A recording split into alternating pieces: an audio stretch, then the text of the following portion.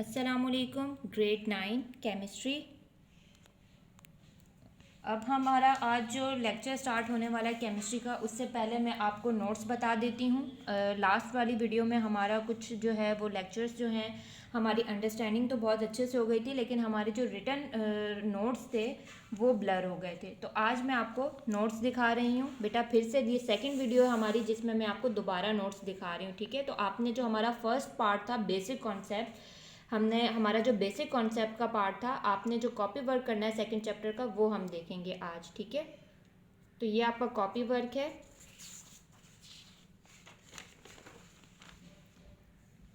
ये आपका second page है।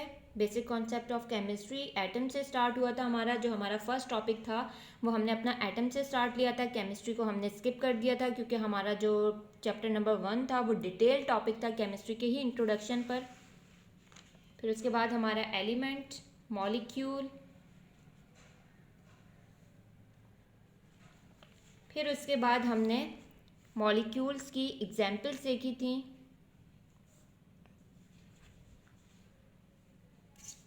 फिर उसके बाद हमारा दूसरा लेक्चर था, हमने सोडियम एटम देखा था, सोडियम के स्ट्रक्चर को देखा था, आयंस को देखा था। आयंस की टाइप थी हमारे पास,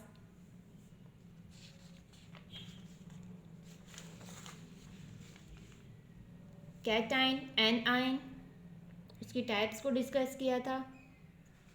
पॉलीएटॉमिक आयंस, रेडिकल्स, रेडिकल के हवाले से हमारे पास एग्जाम्पल थी। ये हमने एग्जाम्पल को देखा था, उसी से हमने वैलेंसी का कॉन्सेप्ट लिया था।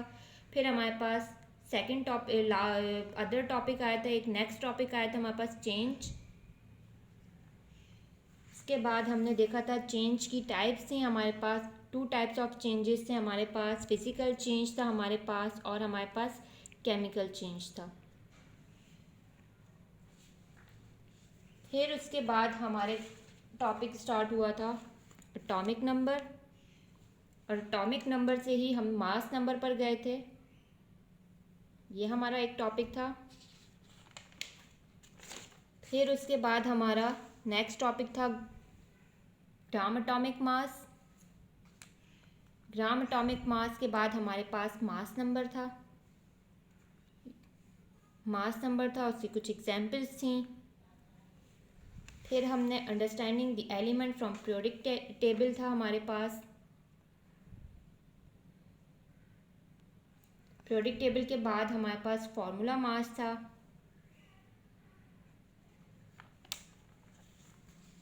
फिर उसके बाद हमारे पास मॉलिक्यूलर मास था और ग्राम मॉलिक्यूलर मास था।